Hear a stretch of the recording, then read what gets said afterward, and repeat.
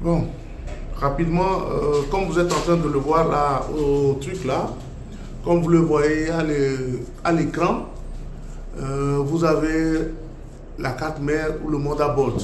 Comme son nom l'indique, la carte mère, c'est la carte mère principale que nous appelons en anglais le motherboard. Oui, allez-y, ouvrez voir. Monsieur Léandre.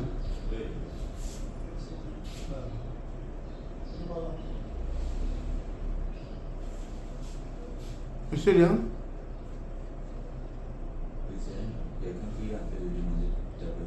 Dans mes étudiants ne sont pas des voleurs. Ou bien mes étudiants ne sont pas des voleurs. Qu'il arrête de penser que ce sont des étudiants. Bon, on va aller rapidement. Donc, comme on le voit ici à l'écran, nous avons le motherboard. On l'appelle motherboard ou carrément le PCB. C'est lorsque les composants sont montés sur la carte mère que la carte devient automatiquement un PCB. Alors, qu'est-ce qui nous permet de voir aujourd'hui? C'est de voir l'intérieur de vos cartes mères à travers les microscopes électroniques. On voit qu'à travers les composants, on a quoi? On a, ici par exemple, quand vous voyez le noir là, c'est un négatif. En réalité, c'est cette surface en vert qu'on a ciblée là, qu'on est en train de voir dans le négatif. Les lignes en orange que vous voyez là, ce sont les lignes que vous ne voyez pas à l'œil nu. Et ces lignes-là, en sortie, ont ce qu'on appelle les pastilles. Les parties où on doit souder, les billes. Donc, les pastilles que vous êtes en train de voir là, les ronds gris là, ce sont les pastilles en réalité.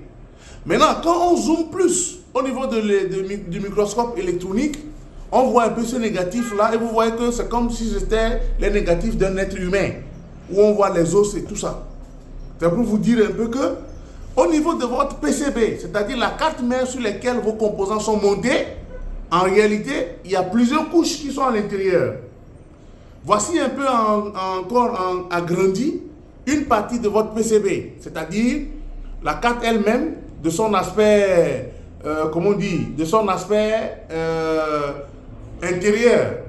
Là ici, on voit quoi? On voit des fils de cuivre, mais qui représentent, on dirait par exemple des routes au niveau des pays développés. C'est comme les échangeurs. En le regardant comme ça, on a l'impression qu'ils se touchent, mais ces fils-là ne se touchent pas. Et c'est des fils en cuivre. C'est des fils en cuivre. Ça veut dire que, en réalité, nos cartes mères ont des lignes superposées qui ne se rencontrent jamais. Et ces cartes-là, normalement, si ces lignes devaient se croiser, alors on aura un court-circuit sur la carte. Donc, c'est comme ça que l'intérieur de nos cartes mères sont conçus. Et quand je dis souvent qu'il ne faut pas prendre le diluant pour nettoyer une carte mère, c'est pour pouvoir éviter que ces lignes qu'on est en train de voir là ne se touchent. D'accord? Donc, en voulant nettoyer votre carte mère, il ne faudra pas utiliser une solution qui va dégrader la carte mère. Si la solution dégrade la carte mère, ça veut dire que vous enlevez les protections. Ici, nous sommes en train de voir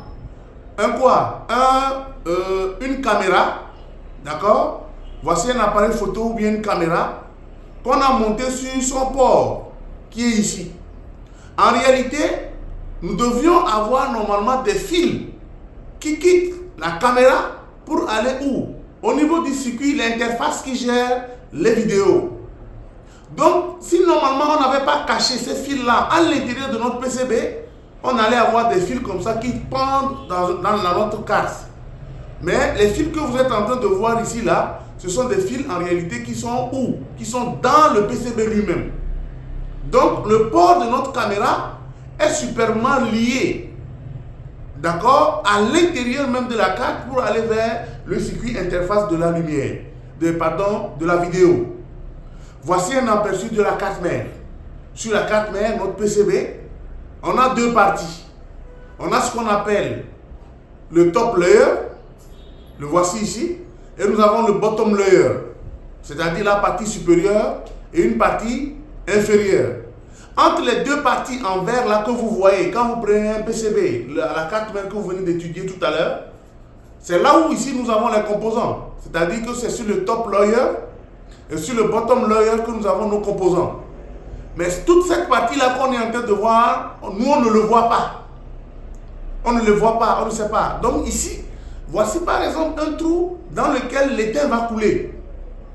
Voici par exemple un trou dans lequel l'étain va couler pour rejoindre l'autre surface en bas. Donc à travers notre carte mère, la première surface et la deuxième surface, il y a d'autres lignes que nous ne voyons pas. Ces lignes-là, ce sont les lignes de trace et les lignes d'alimentation et la masse.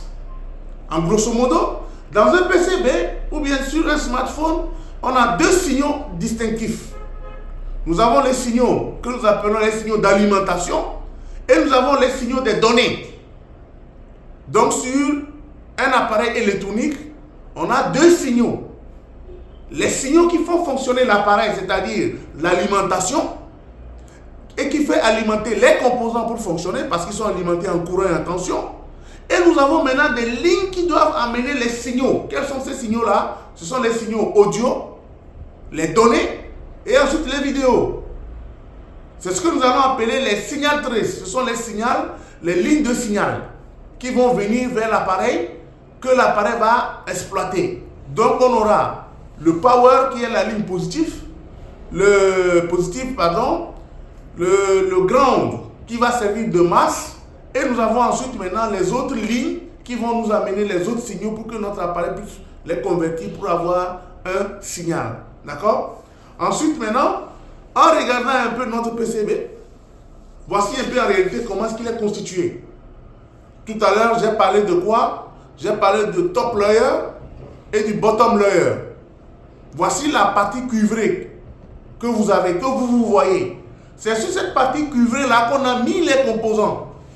Ces composants-là sont soudés sur la partie cuivrée à partir des pastilles. Donc vous, en voulant réparer un appareil, vous dessoudez les composants de la partie cuivrée. Donc quand je dessoude un composant, la partie que je vois là, c'est la partie cuivrée. C'est une petite surface de cuivre qu'on a positionnée comme une feuille sur d'autres supports.